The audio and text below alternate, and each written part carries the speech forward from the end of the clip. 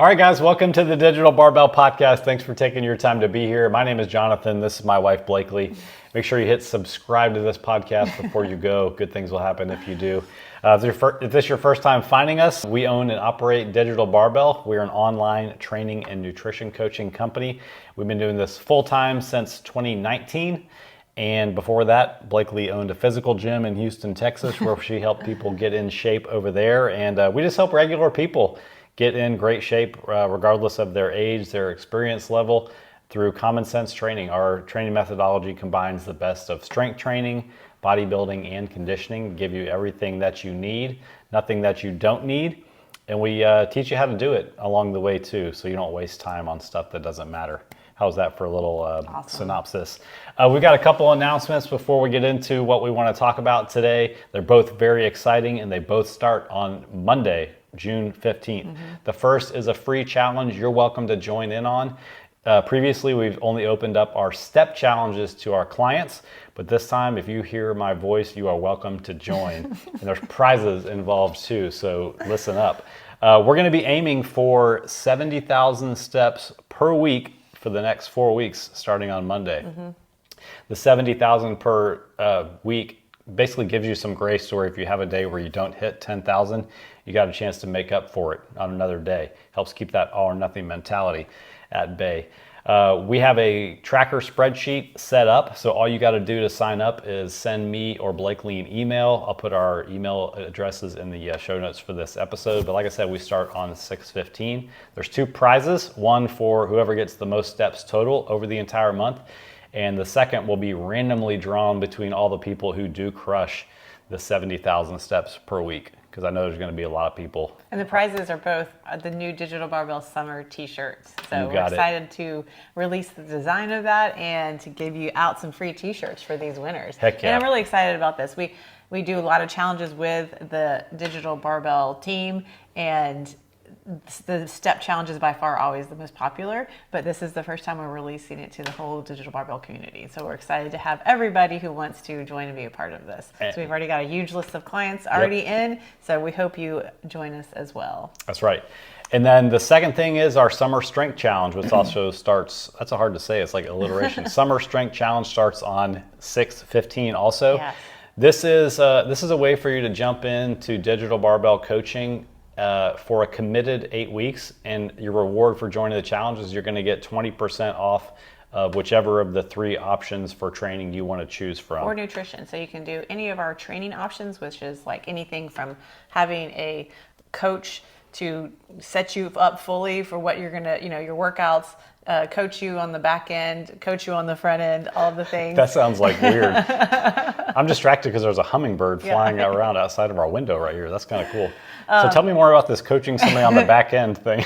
Coaching on the front end is you get your workouts, they're planned on the days you want to work out. Where do you work out? What weights are you going to use? That's the coaching on the front end. The coaching on the back end is you've submitted videos or given us feedback, and then we give you feedback on that. That's workout. right. That's right. Coaching on both ends. So we have anything ranging from that level of coaching to just getting the workouts. All of those packages, you'll get 20% off your first 2 months. So you're committed for 8 weeks through the summer to work with us, or off nutrition coaching. So if you want to start to work on your nutrition with Jonathan or Haley, you can also jump in on that at 20% off for your first 2 months. And we specialize in helping people through the busy season. Yep. So we know summer is a busy season. You might have 1 or 2 weeks of vacation. Don't let that hold you back and say like, oh no, I'll just wait until the fall. They might have a special. We might not have a special. Yeah. And this is a great time to make progress is during the summer. It kind of flips the script on the common mentality around summer. Like after the summer, I'll recommit and get on track. But there's always going to be more obstacles that come up. After summer, we're staring at holiday season, and you're going to be just as busy then. So let us help you not only get through the summer, but make progress and learn how to navigate through challenging parts of your life. That's what the coaching does. It's not that you hire us when life is perfect. You hire us to help you learn how to navigate an imperfect life. Well, you could have the chance to work with us one-on-one. If you've been listening to this podcast or you've been following us for any length of time, we'd love to jump into a coaching relationship with you. And this is a great way. It's just digitalbarbell.com/summer strength. I'll put a link to that or a QR code. And that's where you can see all of the different options that we offer and the discounts. The discount code to get the savings is Summer Strong, and it says it on that webpage. I think it's Strong Summer. Okay. It says it on that webpage, but I'm pretty sure it's Strong Summer. Summer Strong doesn't really make sense. That's true. Okay, so I've been having some conversations with clients lately, and I just want to refresh everybody's mind on how do you choose the right weight for doing your weightlifting sets, and how do you know how many reps to do? I had a conversation with a client also about like seeing the wording across in our you know, I usually say like 3 to 4 hard sets, like 10 to 15 reps, for example, and I'll say 3 to 4 hard sets across at the same weight.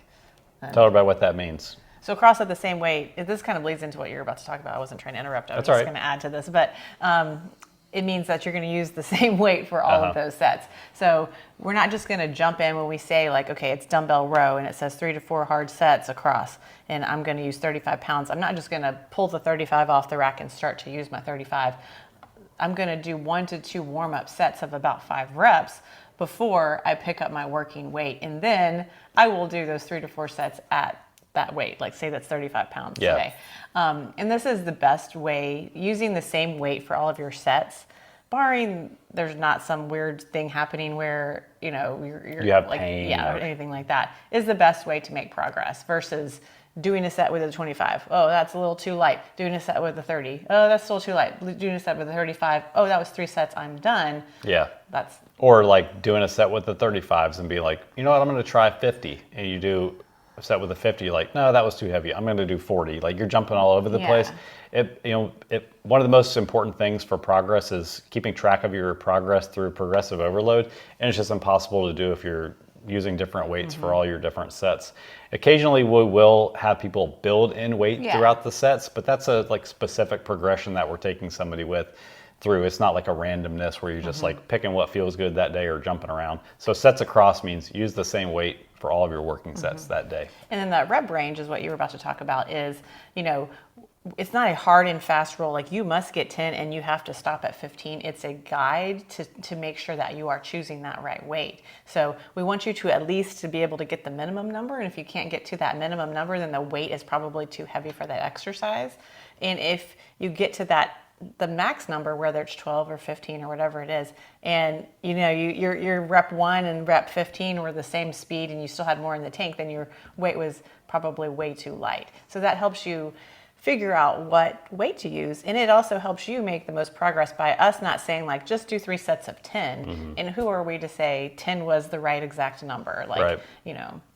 Yeah, and this came up because like with our custom coaching clients or our coached clients, they're welcome to send us form check videos. And one of the benefits of that is we get to gauge their intensity that they are using by the time they finish that set. So this particular client was doing dumbbell overhead presses. The rep range that we prescribed to him was to aim for between 8 and 15 reps with whatever weight he chose.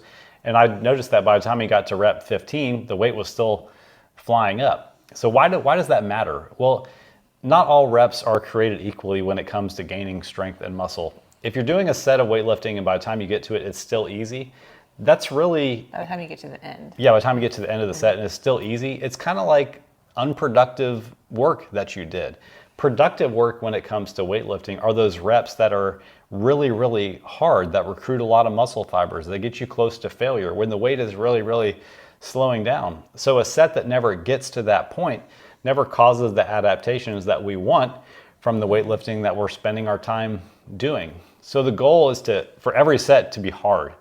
And the reason we give you a prescribed rep range is because we want you to reach that place close to failure within that rep range. And the reason for that is because it makes you select a weight that's not so heavy that you can only do 2 or 3 reps and not accumulate enough volume to cause the strength adaptations, and not so light that when you get to the end of the rep range, you could have just kept going, in which you would have just continued to build like muscular endurance, which isn't the goal of our weight training. So that's why we prescribe rep ranges, because it kind of dictates the weight that you need to use. And the point is always for the weight that you use to be very challenging by the end of getting to that rep range that we prescribe. Yeah. Otherwise, you're just kind of going through the motions, doing a workout, And that's not what we want for you and your clients. For our clients, we want that time that you're willing to invest in the gym to like really pay off.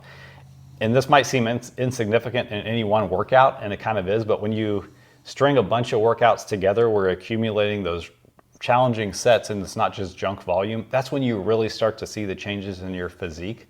And that's when that feedback loop starts. We're like, this is working. I'm excited to get back into the gym and do this again. Yeah. Plus, you just feel awesome. When Yeah. you do a really hard set that challenges you and you do more than you think you were able to do, it's just like a big vote of confidence also. Yeah, it really is the benefit of working with a coach, even if it's online like we provide, so that, and sitting in a video so that we can see not only that you're safe and you're doing the form right, but we can judge, we can like gauge your intensity and rather than you just going into the gym, doing your workouts, thinking that your weight is okay, and someone with expertise sees you and they're like, oh, I think that you have some more weight to pull on that. Like dumbbell row is one of the, I always give this example, but it's one of the most common things where people, I think generally like they don't do this movement a ton if they haven't worked in this kind of environment before, and they are generally pulling a too light of a weight. Like, and I can see it by watching, like, if I watch the elbow coming way up above the line of the back,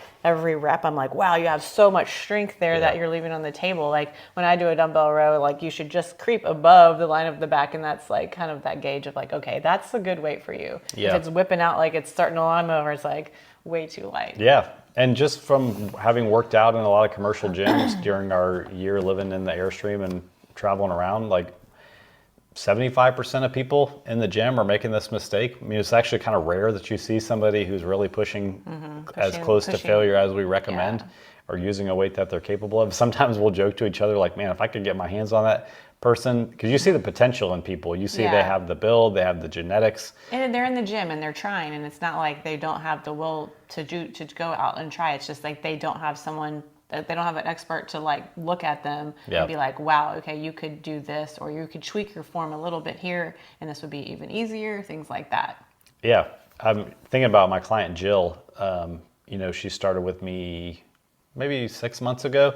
And, we started, I don't think she had very much experience at all lifting weights. And we started with really, really light weights. And that's all it took to get to those challenging levels where they're really, really light weights. Now she's deadlifting 115 pounds on the bar. She's using 25 pounds for overhead presses and getting darn near being ready for the 30s. This stuff works if you know the recipe, you have a coach to help guide you into doing it right, and you have some patience in the process. So anyway. And it can just be little tweaks, like, and we're going on, this is my last example, but like a shoulder press, like a barbell press. Like people probably have done this a lot. And then, you show the video and like, we'll be like, oh, okay, if you bring your elbows just in front of the bar, you'll feel so much stronger. And, you can probably go up and weight a little bit. And like, you've been pressing forever with your elbows tucked behind the bar and wondering why it feels so tough. And then, we see one video of you and you're like, oh my gosh, that is such a better position, and it is cool to like hear people's like, oh my gosh, like I've been doing this wrong for years, But, this is way easier. Yeah. Anyway. All right. Second thing we're going to talk about is my hair. Yeah. I don't know what's going on with that. Okay. Full honesty, we recorded like 20 minutes of a different podcast, and it was just not going well. So we scrapped that. But I think that it was my hair was the problem. His hair was really bad. No, we were going to give you like a summer playlist. It was ridiculous. Like not a music. 5 steps to stay on track in the summer. Anyway, you know what to do in the summer. But I think that one thing that came out of the list that we made was established, because summer is busy, summer is hectic, and it was establishing anchor habits to take with you all summer long. And that's whether you've got family and friends visiting your house, whether you're traveling, it's just hectic with the kids at home more and out of school, things like that. Relying on 2 to 3 of these anchor habits that you've established each day can really help you like get through summer without feeling like you've like backtracked your progress. You've made making progress all year. Don't let yourself slide in the summer by doing this. And what this is like taking like a couple of things, like say in the morning you do that morning chug of water. Like that could be an anchor habit where you're like, every morning I get up and I drink a big drink of water. Honestly, today I got back on track with my morning chug of water. We've been moving into this house, remodeling. I've been getting up and going straight to like unpacking boxes. We were living in the Airstream in the driveway, and it was for a while, and now we're finally in here for just the last few days. But anyway, like I let that slide as the transition between the Airstream and life in here has happened. I noticed. I didn't want to judge you, but I noticed you gave up your routine. So I've recommitted to that as an anchor habit. I've recommitted to showering daily. That was my anchor habit. It can be like, protein focused meals. That can be a great anchor habit to take with you on vacation, where you're like, okay, I'm going to choose the protein. I know, like, women is 1 palm, men are 2 palms. Like, I know the size of protein I need when I'm ordering out at a restaurant. I'm going to look for meals with this size of protein. I'm going to choose high protein snacks, all that kind of stuff. It can be like, it's got to be simple stuff, fruit, not stuff that you can only do on a great day. Enough fruit every day. I'm going to eat 3 pieces of fruit every day. Things like that. Or the step goal. That's really why we're doing something like this step challenge, is because this can be an anchor daily habit. Like every day I'm going to hit my 10,000 steps. I'm going to go for a walk in the morning with the dogs. I'm going to do a 10-minute walk when I get to the gym. All these kind of things help you just stay focused. And a lot of it's mindset related too. For me, it helps me stay feeling good. Yeah. And that's just like a trickle down effect into you staying motivated to like get in the gym and work out too. This like goes hand in hand with our strategy we use with clients called maintaining the floor, where it's like you just pick 2 or 3 of these anchor habits, and they're like what you're going to do even on your busiest, craziest day. And in the summer where you're like, I got a million things going on, I'm not looking to add more things to my plate. You can flip this on its head and be like, all right, my anchor habits are going to be to avoid doing these things that I know make me not feel my best. Whether that's, I'm not going to resort to having ice cream every night. I'm not going to. Yeah. Whatever, like something you're not going to do. Yeah. The point being, like, you don't have time to do extra stuff. Good. Let's take something off your plate and make sure you don't start to negatively impact your health by adding something in that you shouldn't be doing. So give that some thought. We're not here to tell you what to do, but think about it, because it can be a good strategy to help you feel good. Yeah. Leaving the summer. Awesome. Let's give like a quick update on. You mentioned that we've been transitioning, moving out of the house, or moving into the house. It kind of, the way we always work, everything is just like spur of the moment. Like, this house is not completely remodeled. It maybe look like it in this. Well, actually, it doesn't even look like it. There's no doors on that. There's no doors on the cabinets or anything, and the kitchen cabinets aren't painted. But it's livable, and it's hot right now. We've been living in the Airstream in the driveway. The air is running nonstop. So we're like, why are we paying 2 electric bills? It was kind of my like nudge to Jonathan, like, let's go get our couch out of storage, and then from the couch led to the table. And so, basically, I've unpacked every box that was in our storage. There's still some things left, but it has worked out well, because he's working on painting like things like baseboards and trim and doors, and I've been able to like unpack and set up the house. And so, like, by the time he's finished with the remodel, I'll be all totally unpacked. But yesterday was a big day. As of now, all the baseboard and door casing and the actual interior doors are painted. I think I see a couple touch-ups to be done, but the last thing really to be done is paint all the cabinets, which we're going to paint them in place. We're going to brush them. I'm going to take all the doors off and brush them, like laying down flat or roll them and stuff. Yeah. But, it's not a huge kitchen. There's only the vanity in the master bathroom. And then install the shower glass, install all the doorknobs, install all the cabinet and bath hardware. I am so excited. Like, we have, our cabinets were built by what do you call those guys?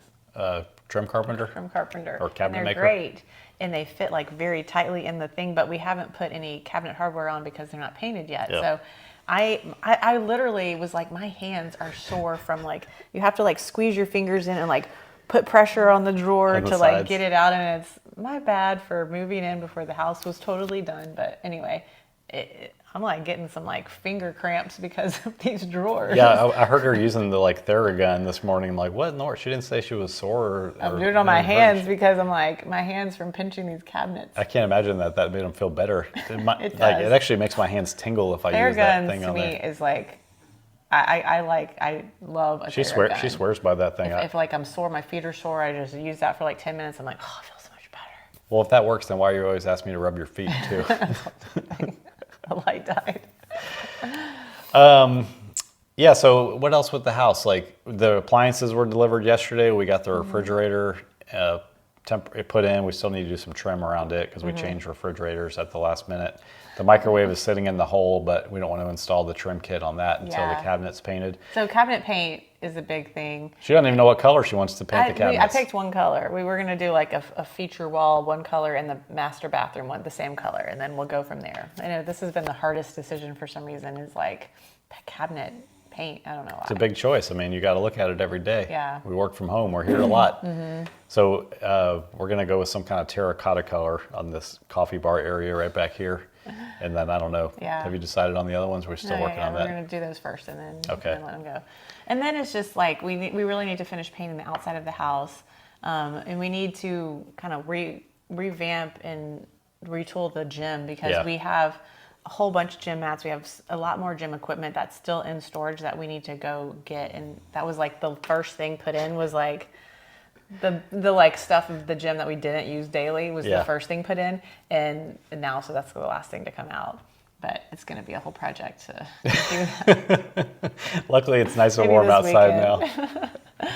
But yeah, I think I'm honestly like struggling to get like, we lived in a house that was too big for us. It was a rental before and it was amazing. It had built-ins for everything. Like our whole office had, probably saw if you watched this before, but like 2 full walls of built-ins.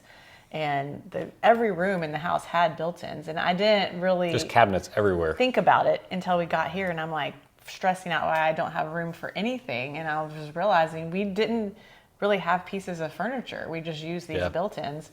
And so, yeah. And that this house is significantly smaller and a lot less closet space in addition to not having the built-ins. So. Yeah, so I'm like, okay, this is why we don't have room for anything. This is how people ended up with storage units. Not that we want to have stuff in, after the year and a half that we lived in the Airstream, I'm very different about my stuff. Like I have most of my things are like from family hand-me-downs.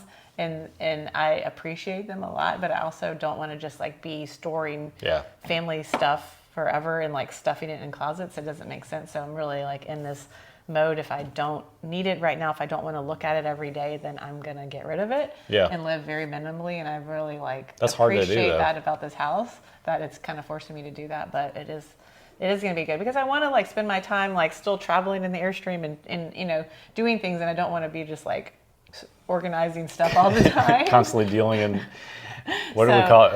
OPS, other people's stuff. So I'm excited I'm to curious get through this though, if you're listening to this on YouTube or Spotify, leave a comment. I'm just genuinely curious. Do you have a lot of like sentimental things from other generations of your family in your possession that you keep? Because you don't. I don't. Like, I have one. Everything. Yeah, like 18 by 24 little bin that has some of my stuff from high school. But that's your personal, like your drumsticks. Like that's all your personal stuff. It's not like anybody else's stuff. Yeah. I have like a lot of other people's things for some reason. Yeah, how did that happen? I mean, I get your mom's a very sentimental person and she's very generous and maybe she's just been like, this means something to you in your past. I want you to have it. Well, really, it's my grandparents' type stuff. But that's more of the things that I have is like my grandfather's, my grandmother on the other side. They're all their stuff. If you're watching this on YouTube, you can see this thing that's hanging on the wall back here behind me. That's like a old tray from like typesetting for newspapers, I think, where they had all the individual letters and all those little cubes. That was your grandpa's thing, and it's full of all tchotchkes from past, and like we just have things like that all over our house. I'm looking at something over there. It used to be my grandpa's. I think. Have a few things. I'm just curious, like, are we weird that we have a lot of things like this from previous generations, or or is that normal? I think it's good to have like a few things. I think like I have an overwhelming number of things that I have to like decide which of the things are the things I want to keep. Yeah. Because if you have and 20 things from the same person, I don't need 20 things from the same person. I could have 2 things and it means the same. But there's like this weird feeling of like giving it away to somebody else, or worse yet, throwing it away, because you still have the mental and emotional attachment to the item. But this is why there's like companies that exist that help you process through this stuff. And they take you item by item through. Do you find joy in this? What I'm saying? That job would be like my worst nightmare. Do you find joy to have to like go You're through. Sobbing. Yes, I do find joy. Okay, so that's what's going on. Hope you're having a great summer so far. We'd love for you to jump in on this offer and work with us, whether it be one-on-one or just getting our awesome workouts. We want to help you stay strong this summer and stay Yeah. on track so you leave the summer feeling good about yourself. And if you're in a place right now where you don't feel good about yourself, let's jump in. Like, let's take the leap right now and start. There's no time like the present. Let us help you navigate a busy summer. I'll put all the links to how you can take advantage of both offers in the show notes for this episode. All right, hope you guys have a good rest of your day. See you next week. I can never find this.